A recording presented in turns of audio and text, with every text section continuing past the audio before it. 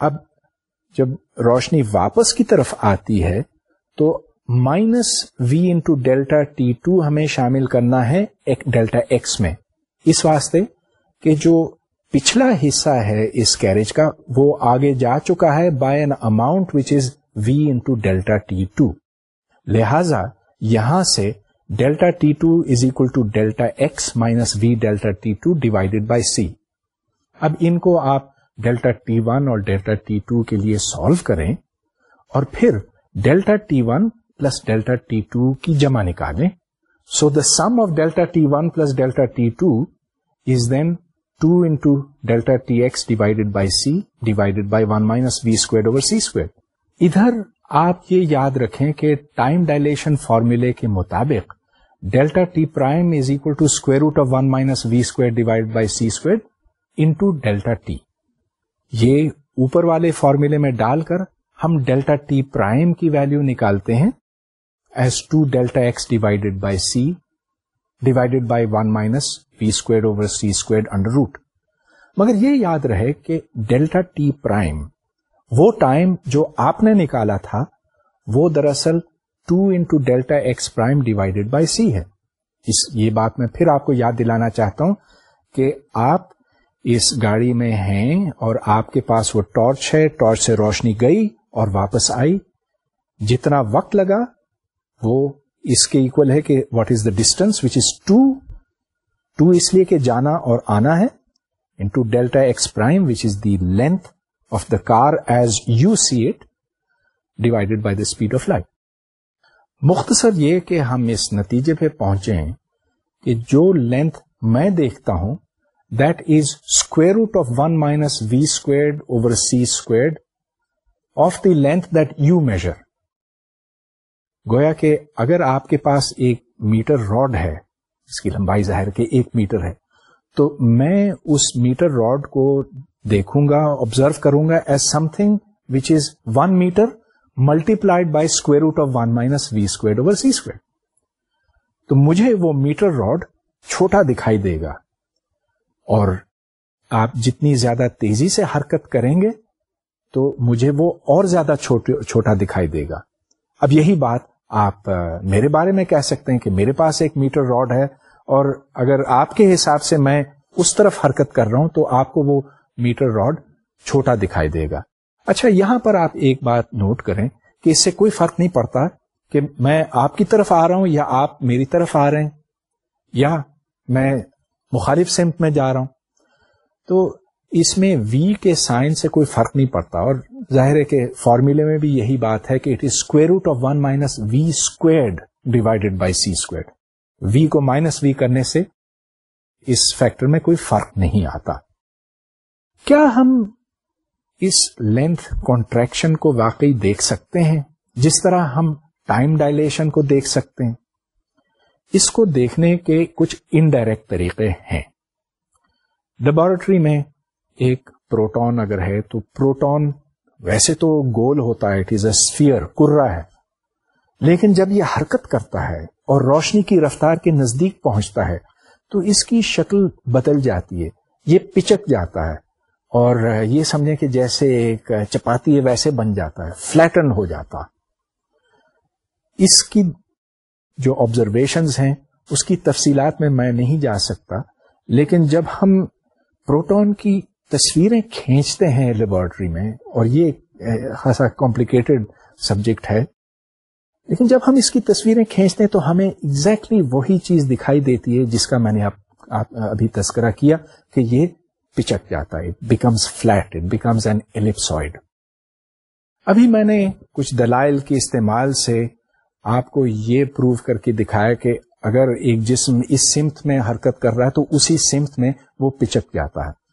لیکن جو transverse lens ہیں، تو اگر موشن اس طرف ہے، اس طرف جو لینتھ ہے وہ افیکٹ نہیں ہوتا، اس کی لمبائی کم نہیں ہوتی. اور اس کی دلیل یہ بن سکتی ہے، ایک خیالی تجربہ ہے کہ میں ایک گاڑی میں ہوں، میرے پاس ایک مارکر ہے اور یہ گاڑی جو ہے دیوار کے پاس سے گزر رہی ہے، دیوار کے اوپر ایک پہلے سے نشان لگا ہوا ہے.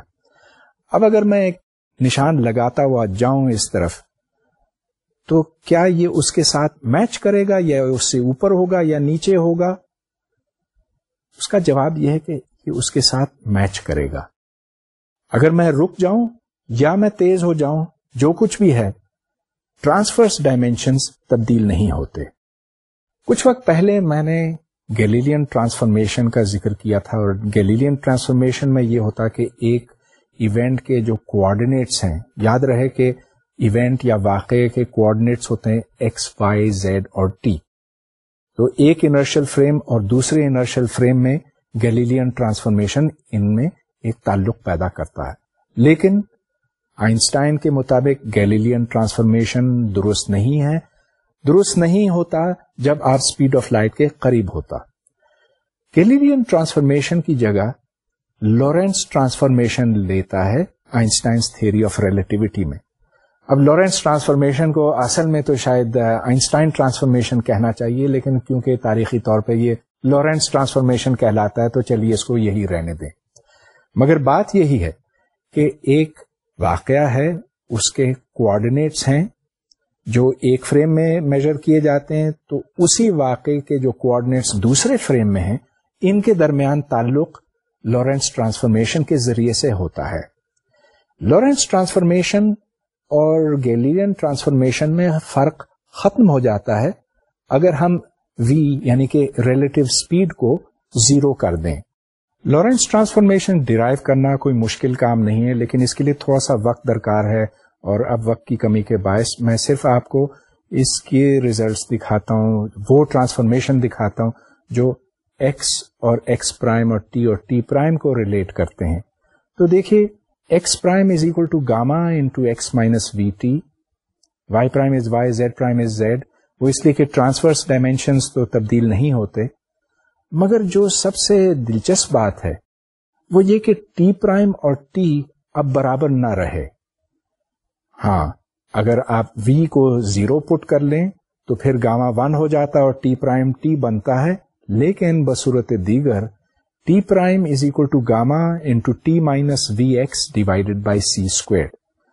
تو یہاں جو دلچسپ بات سامنے آئی وہ یہ کہ ٹائم اور اسپیس ایک دوسرے کے ساتھ نتھی ہو گئے، ایک دوسرے کے ساتھ جڑ گئے. جب آپ ٹرانسفارمیشن کرتے ہیں تو نہ صرف یہ کہ x ٹرانسفارم ہوتا ہے اور x پرائم بن جاتا ہے، لیکن t پرائم بن جاتا ہے، and t prime is not equal to t. اب اس کی جو پہلے میں نے اپلیکیشنز آپ کو دکھائی تھیں، مطلب یہ کہ سائملٹینیٹی ختم ہو جاتی ہے اور لینتھ کنٹریکشن ہوتی ہے اور ٹائم ڈائلیشن ہوتا ہے، تو یہ ساری باتیں لورنس ٹرانسفارمیشن سے بڑی آسانی سے نکل آتی ہیں. مثال کے طور پر سائملٹینیٹی کو آپ دیکھیں تو t equal 0 کے اوپر t پرائم کی ویلیو کیا بنی؟ It is minus gamma into v x divided by c squared.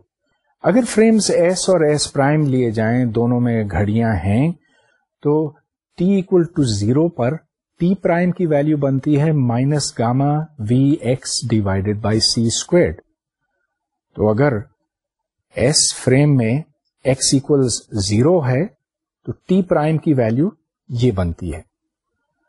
اسی طرح سے ہم ٹائم ڈائلیشن اور لورنس کنٹریکشن کو سمجھ سکتے ہیں. ٹائم ڈائلیشن کے واسطے ہم ڈیلٹا ایکس کو 0 پٹ کریں گے کیونکہ یہ ایک ہی جگہ پہ گھڑی موجود ہے فریم ایس میں، تو یہاں سے ڈیلٹا پرائم کی ویلیو نکلتی ہے as gamma into delta t. یہ وہی ریزلٹ ہے جو ہم نے پہلے ایک خیالی تجربے سے حاصل کیا تھا. اور اسی طرح لورنس کنٹریکشن میں اگر ایک میٹر راڈ آپ رکھیں تو یہاں پر جو ڈیلٹا ایکس پرائم کی ویلیو بنتی ہے، delta x prime is equal to gamma into delta x minus v delta t. اور چونکہ ڈیلٹا ٹی 0 ہے، اس واسطے delta x prime gamma into delta x بنا، اور یہ وہی ریزلٹ ہے جو ہم نے پہلے حاصل کیا تھا لورنس کنٹریکشن کے واسطے. لورنس ٹرانسفارمیشن اب میں استعمال کرنا چاہوں گا یہ جاننے کے لیے کہ اگر ایک فریم میں ہم ویلوسٹی میجر کرتے ہیں تو پھر دوسرے فریم میں اس ویلوسٹی کی قیمت کیا ہوگی. تو فرض کیجئے کہ ہم فریم ایس میں ہیں اور فریم ایس پرائم